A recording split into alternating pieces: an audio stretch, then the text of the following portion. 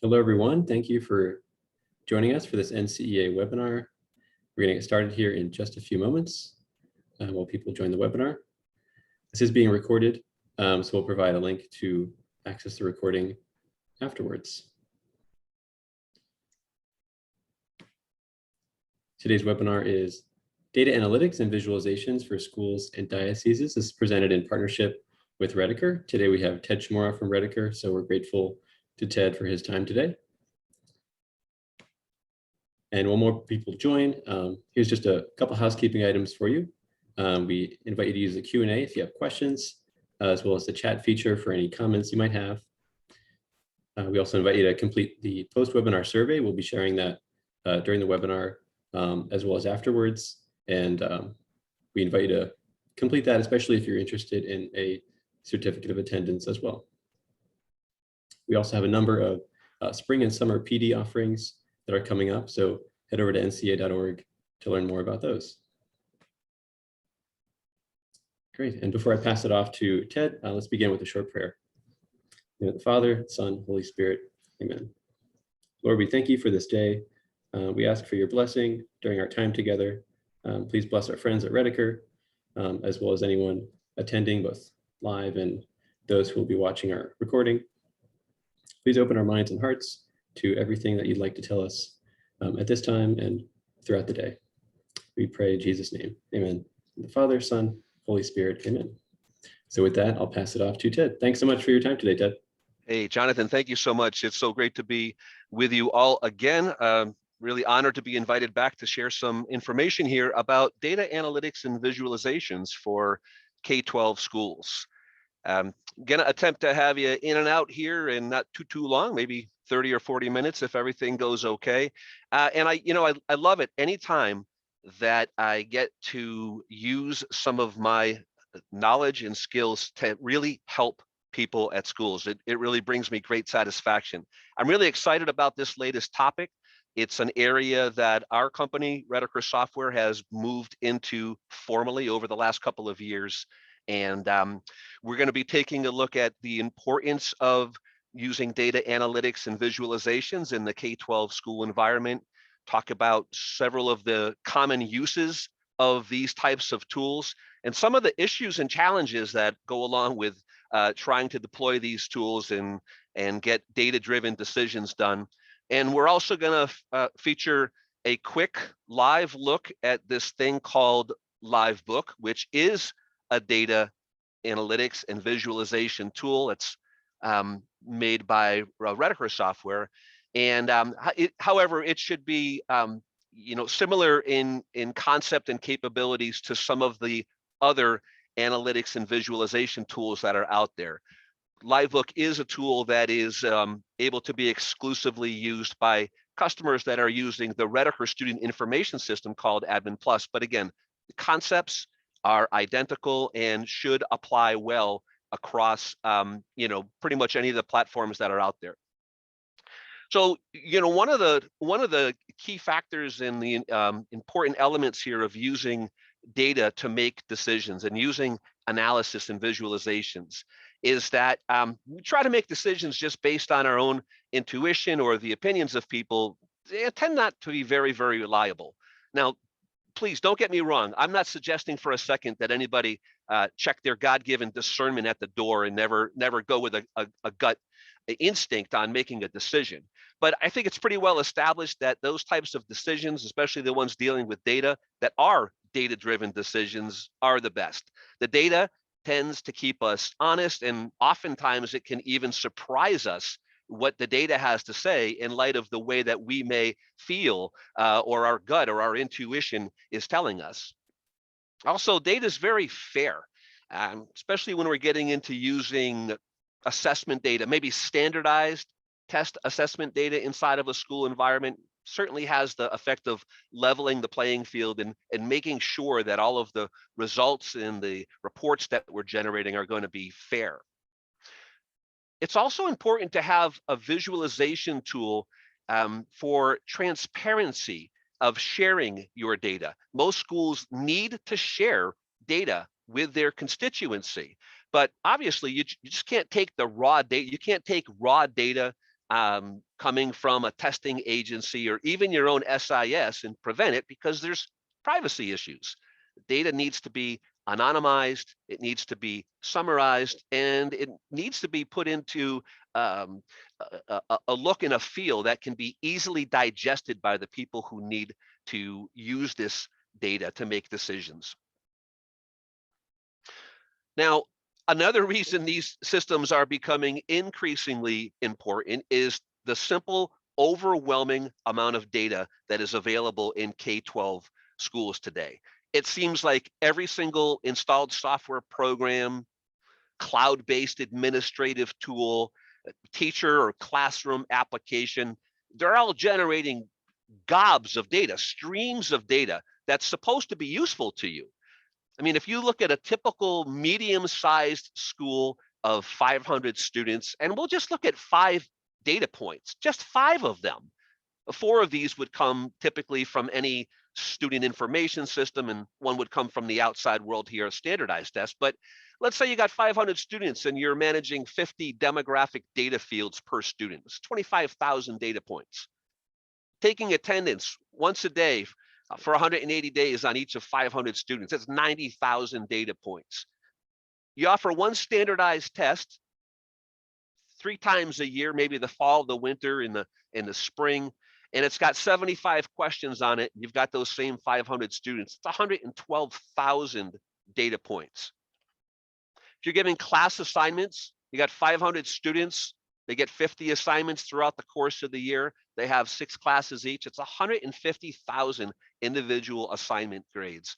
And if you're a high school with 500 students taking attendance 7 times a day in each of the class periods, and you got 180 days, it's 630,000 pieces of data. I mean, just here alone, we've got approaching 1 million pieces of data, and we haven't even touched on, the bulk of the data that you may use every day. You've got class grades, discipline data, you've got student engagement data from any of dozens of sources, enrollment data, retention data, teacher and staff evaluation data coming in.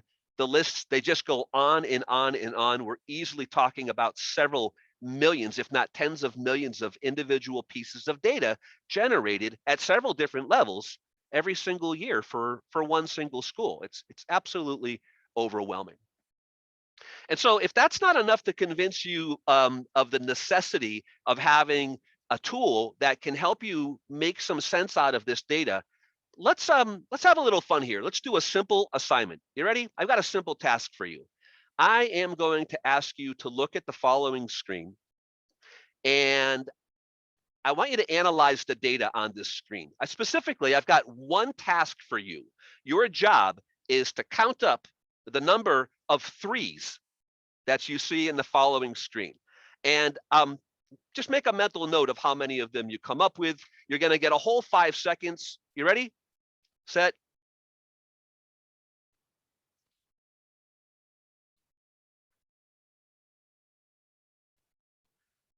All right. How'd you do? Now, obviously, because I'm so nice, I gave you more than 5 seconds to do the job.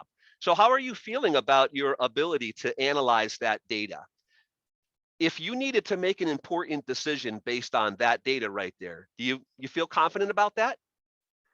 If some part of a teacher's future or a student's future was in any way at all affected by your decision, would you be at peace with that? Well, I'll let you answer that internally. Let's try something again. Let's do this again. I've got another task for you. We're going to use the exact same data set, but I am going to quadruple the amount of work that you need to do, okay? Not only do you need to tabulate the number of 3s that you see, but I need you to spot any trends, patterns in those 3s, and I need you to identify any gaps in those 3s. Also, find any outliers in the data. You know what I'm talking about, data elements that lie outside of the expected range. Here's the thing, you're going to have 2.5 seconds to do the job. That's right, 4 times the work and half the time. Sound familiar to anybody? It sounds like a typical day at a Catholic school to me. All right, you ready? Set.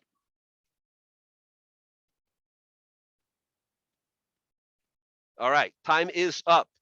I think it was about 3 seconds there if my internal clock is correct. So how'd you do? Um, you know, you probably immediately noticed that there's 1 and then 2 and then 3 and 4. And if you add those together, most of us know that that's 10. Even if you didn't do it on the fly, you probably had the picture in your head, and after the fact, were able to go ahead and make that calculation accurately. You're also immediately able to spot a trend here. There's a pattern. The number of threes as we go from left to right are increasing. And obviously, this is something that we need to do so often, is to look at data over a time period. It's often referred to as longitudinal data. Maybe we're making comparisons from 3 years ago to 2 years ago to 1 year ago to today, or some other periods of time being broken down. I'm sure you spotted the gap here, a pure gap. And by the way, these are some of the typical things that people who work with data are tasked with doing: tabulating, spotting trends, spotting gaps, spotting outliers, finding discrepancies, and doing other comparisons. We'll be talking a lot about that in just a couple of minutes here. And of course, the outlier sitting out there. This simple tool that called attention to the location of the threes helped us to do all of this work in half the time. And so obviously it's a pretty good indicator here of why it is that you have to have these types of tools to help you wrangle together the enormous amount of data that you're working with and help make some sense out of it. And most importantly, make decisions based on it. Now, this is kind of a couple of key concepts here when we're talking about data analytics and visualizations. The real power in these systems come from the fact that they are able to merge information and data from disparate systems. Most of those single source data files that you'll get, right?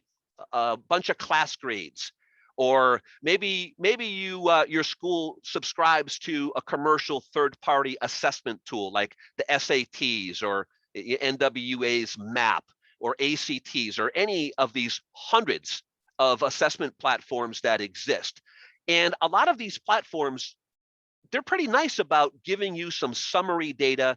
This data often takes the form of a tabular data, maybe some pivot tables or crosstab tables, and even some graphical representation of that data. You'll see pie charts, you'll see line graphs, you'll see histograms. And in that silo, they're not bad. It's fine and dandy if all you want to do is look at that data in isolation. But because there is so much data available, and working on the premise that having many varied sources of data about your students, about your teachers, about your classes is a good thing, not a bad thing.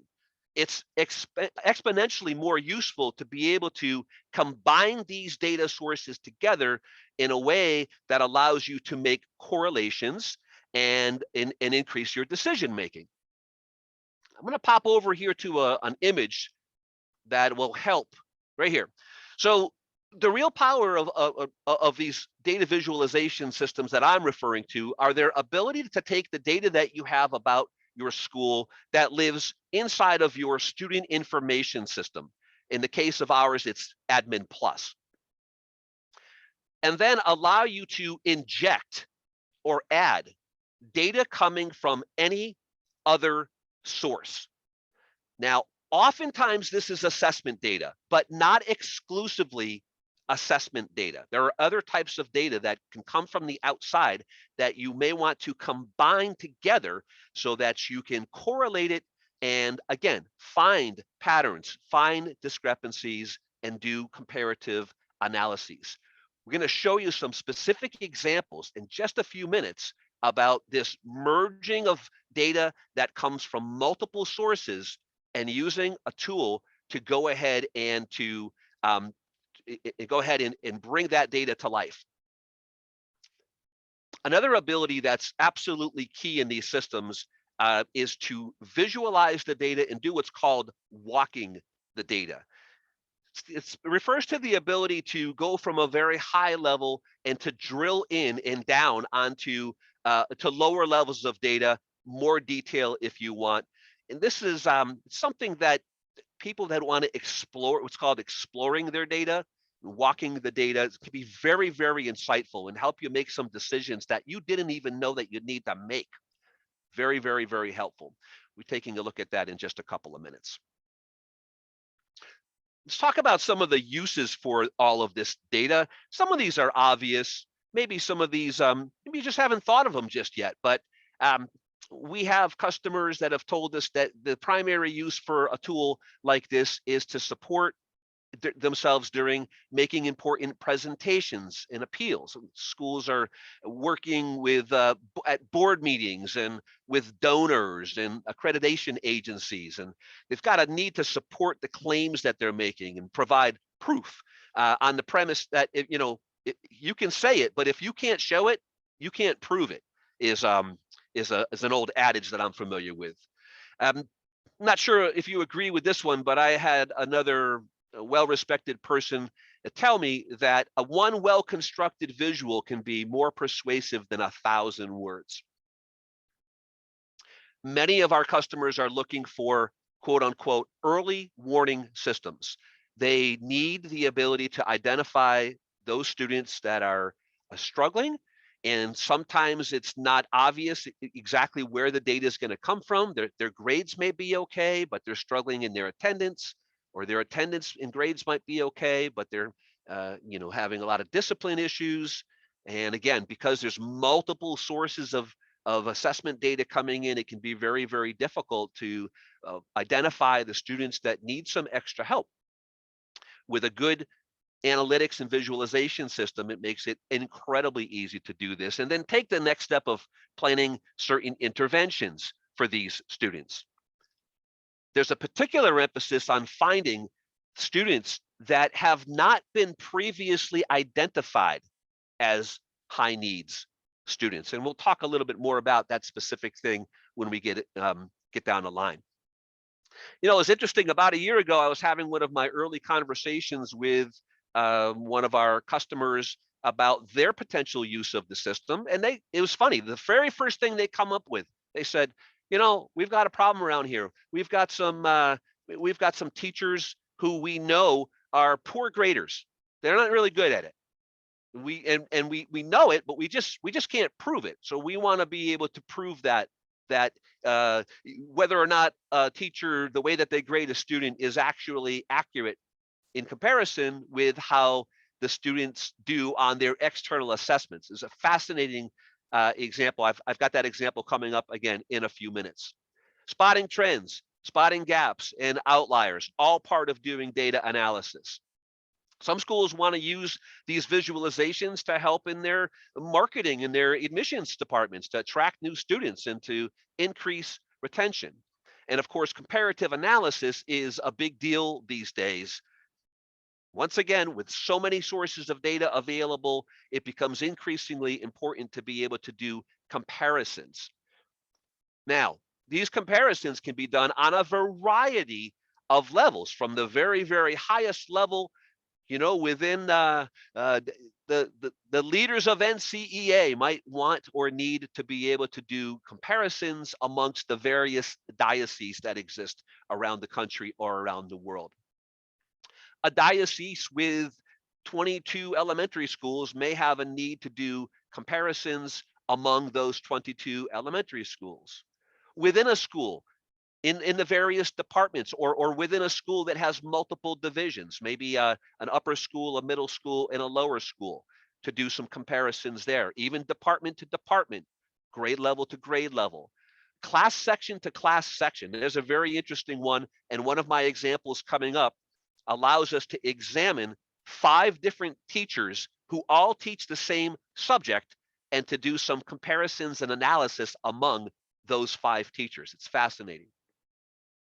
Teacher to teacher, assessment to assessment, and of course, the big one, student to student comparisons. Unfortunately, I think the world around us is absolutely driven, even fixated on lumping us into groups and divisions, even cohorts, dare I say, factions. But there is a valid need to do these types of comparisons and even break our students down into various categories. It might be gender, it might be race, it might be Catholics versus non-Catholics. Have you ever wanted to do those kinds of comparisons and analysis?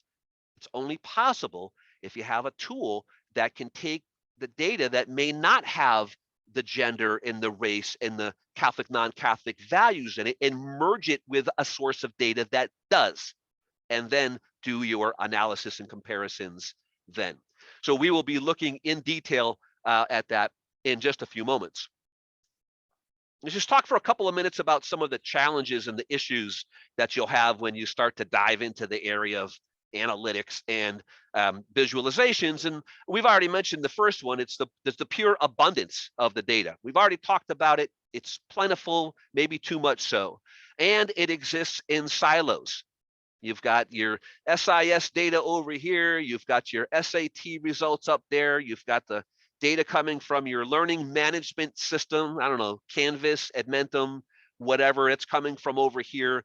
You've got your Google Classroom data over, and it's all separate from each other. How do you put that all together to draw a complete picture of what's going on and make some decisions? And then how do you get the data into the hands of the right people? I mean, if you've got a teacher who teaches 100 students and you've got 1,000 students in your school, you don't want to be giving that teacher the data about the 900 other kids that they don't have. There's privacy issues. And besides, it takes an awful lot of time and money and people to do that kind of assembly of data and to manipulate the data. The people that know how to do this stuff usually are quite costly. I did a little research. I mean, the average cost of getting somebody that's labeled as a data scientist and knows how to do these things and is that wizard that could possibly have a chance at putting this all together and doing something constructive and meaningful with the data, it's up there.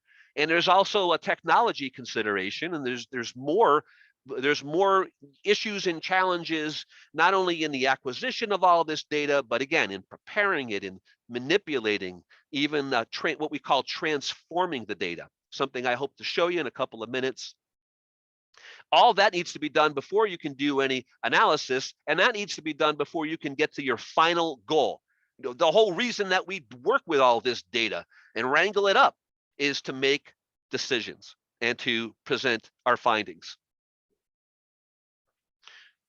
I'm going to make a transition here. We're going to get away from the slides for a little bit. I'd like to walk you through some specific cases of using a data analytics and visualization tool, and I'm going to transition over here to a live scenario.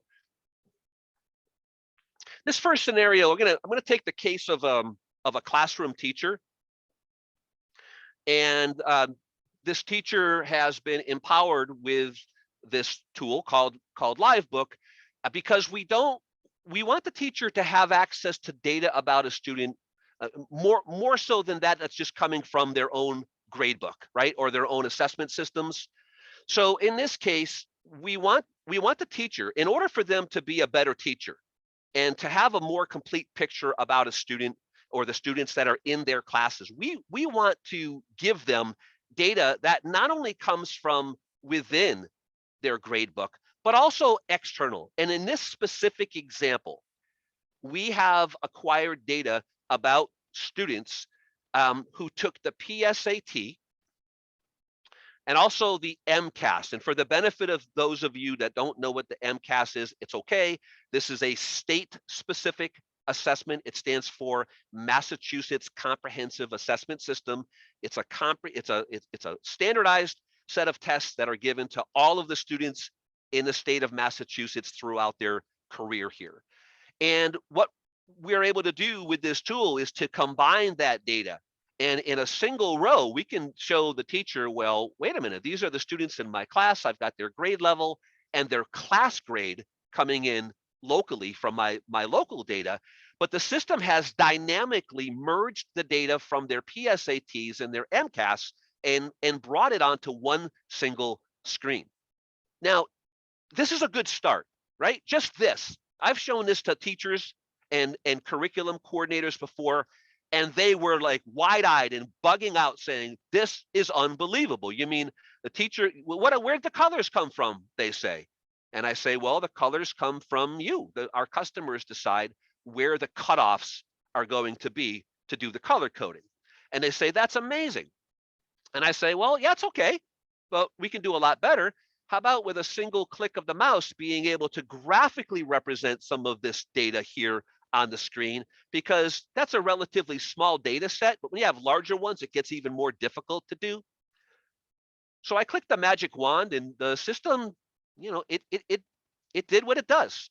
It has plotted points on 9 different graphs and allowing me to click, for example, on any individual student and have the system highlight that student's presence on any one of the associated graphs. Now, I find a screen like this, I find this incredibly insightful already. Again, I'm into this thing for a couple of mouse clicks for Devin Jensen, and I see, wow, this kid absolutely knocked the PSATs right out of the park, the highest scoring one in the class. Isn't it interesting? On the MCAS exam, not so much. So what's going on here? I mean, and on top of it, he's got a mediocre class grade. So again, what's going on here? Do we have a student that's brilliant but bored in the classroom? Maybe. Do they have, maybe some type of a condition where they're just outstanding on any given day, and then on any other given day, just not so much? Did they cheat on the PSATs? There's a lot of great questions that can be asked just by looking, at a couple of points of data here. I also find it interesting that when we click on Federica here, the gal that has the highest grade in the class, not doing so well on the standardized test. So again, there's a disparity here, a discrepancy that could certainly stand to be explored.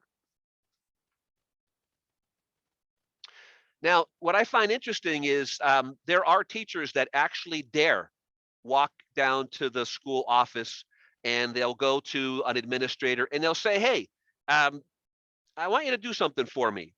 Could you go ahead and gather up all of the data that we have about a particular student in my class? I'd like you to go grab their last 4 years worth of class grades, not only in my class, but in all the other classes that they took here. And could you go ahead and combine that with their absenteeism data, maybe their discipline record? Oh yeah, and all the standardized tests that they've taken over the last several years, go ahead and put those together too. And if you wouldn't mind, go ahead and arrange all that with some color coding to help me spot the problem spots here. And while you're at it, if you don't mind, don't do that just for the one student in my class, but do it for all of them. I teach about 120 students altogether. Now, by the time you stop laughing, right, and then seriously saying, that's just impossible. We're just not able to do that. Well, in our world, we believe that a teacher should be able to do that by themselves in 15 or 20 seconds. And so one of the things that these systems allow you to do is to produce a thing called a student snapshot. In this case, for a single student, the system has the ability to go in and go ahead and grab those class grades that they earned not only this year, but last year as well. Go ahead and add some color coding in there and include their absenteeism data or their attendance data. Got their MCAS results, their PSAT results. Even got some elementary school assessment data, reading, running records, and words this way spelling inventory. We also managed to gather up comments that were added in by people who work with this student. This is another difficult thing to do at many schools because you never know which staff member is going to interact with a student. You got teachers, you've got principals and vice principals, you've got guidance counselors, advisors, you've got special education providers, specialists, tutors. Oftentimes they don't have a single system for putting notes in about a student that could be important. And so in this particular case, it allows a common platform for presenting this data. Let's move on to another one here. Let's say that you are an administrator at a school and you've been tasked with identifying discrepancies amongst several different assessments that have been given. So we're going to do a comparative analysis here. And once again, in this particular example, we've got a couple of different assessment sources here. This is interesting. Our students have taken the PSATs, they've taken the MCAS, two completely and utterly different assessment systems, and your job involves finding out how, exploring and looking for similarities and differences and discrepancies in the data. And lo and behold, we're able to take advantage of something that we call transformations. You see, when you get raw data back from an assessment company or even from your own SIS, oftentimes the data values, they don't have a lot of meaning to them. They could just be some numbers or letters like, Y or N, which is yes or no, but it's not very descriptive. In this case, we were able to use the data from the PSATs and the MCAS and to put words on it. We can identify those students that scored high in one assessment, but low in the other assessment. These are discrepancies that guidance counselors and advisors look for all the time. They try to figure out, why did they happen? Or maybe, are we using the wrong assessment at our school? Should we maybe be going for something else? In the case of this PSAT data, when the data comes back from the PSATs, it doesn't include a level. This is called, again, a transformation. This is where the school decided that there were going to be certain cutoff levels to be used that would group the students into these levels based on the results. Of course, all of this, again, is sortable and searchable, and we've got the magic wand and the ability to go out and take this data and generate any of 15 or 16 different kinds of visualizations, grabbing any of the individual data elements and using a number of different functions to go ahead and create visualizations that would help you make more sense out of this data. Let's do another case here. We're going to do a case. This is a very, very popular one. These are identifying students who need some extra help. And we're always particularly interested in being able to find students that were not initially identified as being, what we might call high needs students here. So let me go ahead and dive in here. We're going to go to our student population overview.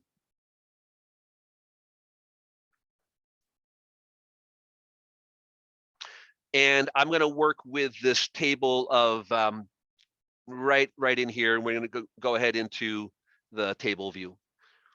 So what we're looking at here is a list of students from my school that have where the system has calculated that these students are failing one or more of the classes that they're taking in the school. So we've got some raw data here. The system has built what's called a cohort. It has identified all of the students in the school that meet so far one criteria, and that is that they are failing one or two of their key courses. Now, one of the things that I find interesting here with tools like this is the ability to dive in and identify students. So let's say that it was let's say that it was in your interest to further filter this list. I mean, you only have so much time and resources, and sometimes you have to make decisions about where you're going to focus your time and your energy. So I'm going to go ahead and activate what's called the data filter. This is not a new concept to anybody that has worked with Excel, except in this case, we're able to focus on these particular students. Maybe one of the very first things I want to do is say, all right, I don't want to work with the students that are failing just one class, why don't we go ahead and filter that out and just show me the ones that have 2. By the way, for any of you athletic directors here or coaches, just pretty much your eligibility report right here on the screen. A quick identification of any of the students that are struggling in 2 or more of their classes that may make them ineligible to compete. But just look at the possibilities here. We can go so much further than this. Maybe we want to focus on students that have attendance issues. So I'm going to take my attendance slider. Let's go ahead and drop that down to, oh, I don't know, maybe 85% or so. Maybe you're doing an analysis where you want to be able to compare Catholic students with those who are not Catholics. So just go ahead and click the filter and go ahead and isolate these on down. Of course, any one of these other factors, whether or not they have a special education plan, could filter by race. Maybe I'm in charge of the high school and I don't really care about the middle school, so I want to go ahead and just knock out the middle school kids. And here's my list that I can focus on. We're always able to take these lists and send them on out to Excel and to do other things. Now, the interesting thing here is I did that kind of the hard way. There's also the possibility of just using the tool natively to go ahead and do what's called a study. And in this case, all I need to do is click a couple of mouse clicks and I'll get to some graphical representations of the data.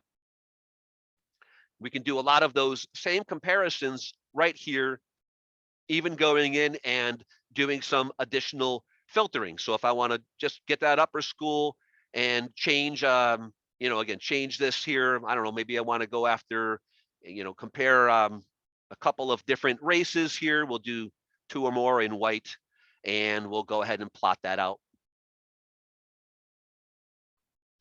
So we have some seriously powerful ability here to look at the data in light of multiple criteria to help you make some decisions very quickly and easily. Let's move on to another one here. I'm going to go to, I'm going to skip over number 4 for the moment. I'm going to go to case number 5, the Grade Inflator suspect. This is a fascinating one. This is, again, from a real live customer of ours who wanted to be able to explore the relationship between teachers giving grades in the classroom and how the students in those same classes fared on a standardized test. The idea here is teachers evidently were complaining that you've got one teacher that's too easy, right? Making him or herself look good by giving students grades that they didn't otherwise deserve. And of course, the teachers, the administration didn't want to just go into this without any proof. I mean, they heard the kids around the school snickering about, Mr. Softy, right? So they kind of knew it was a real thing, but without the ability to prove it, what are they really going to do? So I find this fascinating. What the system has done in this case. Just zoom in here. All right, this is kind of a complex one, but simplified with a single screen. The system has taken the PSAT results data. The PSAT data has absolutely no idea which classes at your school the students are enrolled in. It has no idea who the teachers in these classes are. The PSAT data results have no idea what grades the students are earning in the classes that are on a parallel subject to the test.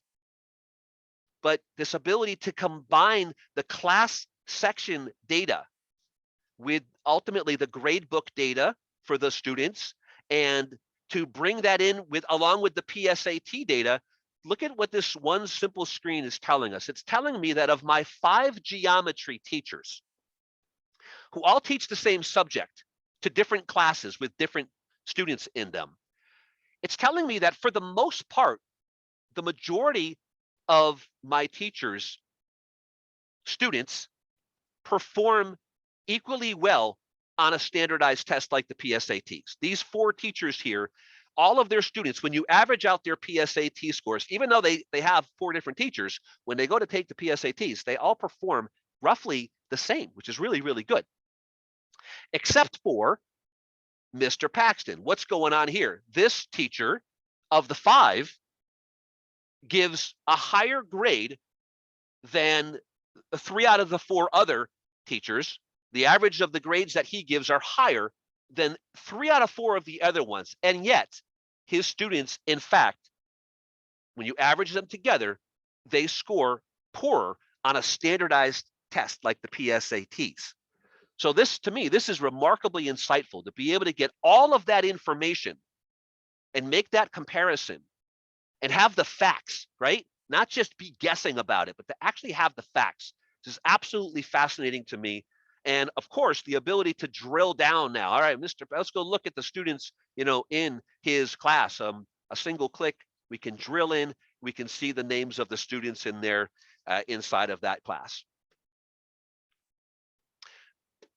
I'm just going to do 1 or 2 more cases and we're going to get wrapped up here. Hopefully this is beneficial to you. I hope and pray that you are absolutely benefiting from this.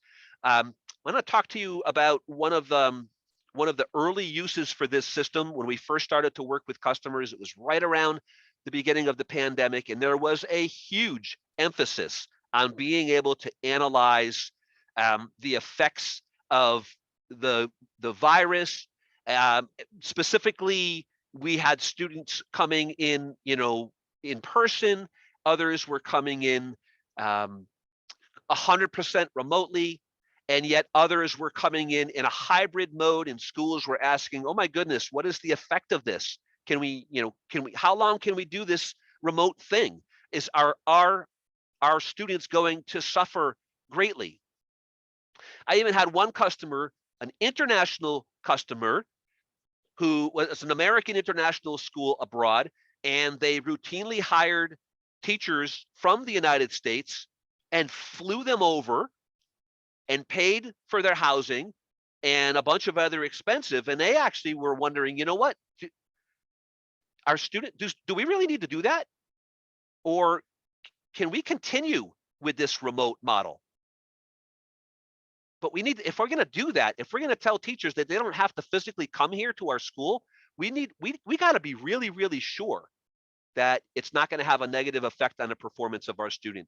So by being able to take the attendance data from within the SIS and compare it with grades and performance data that comes from gradebooks and comes from external assessments and learning management systems, we're able to do some pretty powerful analysis and comparisons here. And what you're looking at now are simply some examples of the types of analysis that can be done on this, specifically on this, what's called attendance modality, right? Fancy way of saying, is a student coming in person? Are they coming, remotely, or are they coming in a hybrid? And this ability to merge in and do the comparisons and analysis, breaking it down by ethnic groups or grade levels or genders or race, or and comparing it with attendance data and comparing it with discipline data is incredibly powerful for schools to be able to do. Let's get wrapped up with one more here. One more example. Let me go ahead and let me cut back over to the live system here. And I'm going to do one of these comparisons that has something to do with money, right? Something that sometimes we don't talk about a lot. In this example, and again, this is from a real life example of the point of view of we could say a principal of a school, or maybe even a superintendent of a district or a diocese, looking to make the case that if they were given more money to work with, that their students would absolutely perform better. Now, is that always the case? Actually, the answer is no, not always the case. What you're looking at here is some data about the school districts that surround me here in little old Ludlow, Massachusetts. Surrounding me are these several other towns, and we were able to go up to the state of Massachusetts Department of Education website and download some data regarding how much money each of the school districts spend each year. And of course, this is a very small table. You could probably make some conclusions just by looking at this small set of data. But it's so much better to be able to click a button and get visualizations. It'll really, really help you in your decision-making process to bring visualizations to these mounds of data that come from so many different systems. So what I find kind of fascinating in here is that we've got this one school district. It's Long Meadow, and if I go ahead and click on them, they're obviously, these guys are, excuse my language, these guys are kicking butt, right? Their students' math scale scores are the highest of any of those other school districts. And here's what I find fascinating is that this school district does not spend as much money per student as most of the other school districts that surround them. So for example, not to pick on my superintendent of schools here in Ludlow, Massachusetts, but if I were the superintendent of Ludlow, Massachusetts, making the case that I need more money, I might just want to hesitate before I do that. Unfortunately, my district is already spending more money per pupil than almost every other district that surrounds me. Unfortunately, students are not performing incredibly well. So in this case, it doesn't necessarily mean that there's a direct relationship between the amount of money that's being spent and how well the students do. Now, again, that's not going to be valid for every single comparison like that, but it's something to consider. All right, let's get wrapped up here. So thankful for your time, and again, I'm hoping and praying that there's some value here for you. You know, I just want you to open your minds for a few minutes about data. There are so many other kinds of data besides assessment. Usually when we start to talk with schools about data, one of the very first things they go to are, grades and test scores. But there's a lot more to it than that. I worked with one school that said that they this is a person that knows way more about the importance of social emotional states and the impact they have on education than I do. But they plan to do surveys, social and emotional status surveys of their students, and then to compare that data with their outcomes at the school. They were convinced that it was important and it would be insightful, and they're off and running doing that. Another one, a guy that was kind of IT inclined, said, I'm going to do a survey of all of our parents and students and figure out what technology devices each one of the students is using, like tablets and computers and phones, even brands like Apple and Windows, Microsoft, and then to compare and see if there are any if the devices that are being used actually have any type of impact on how they do at the school. One of our public school customers intends to take their engagement data, which they define as how much time their teachers and students spend logged into platforms like Edmentum or Canvas or even Rhetoricus Plus portals, Google Classroom data. And they want to see specifically, is there a relationship between the amount of time that people are spending in these platforms and their success at the school. And then, of course, financial. There's one Catholic high school, part of a network of schools that really focus heavily on professional work experience. And they intend to gather up data about their graduated students, about the industries that they end up with, and about how much money they end up making.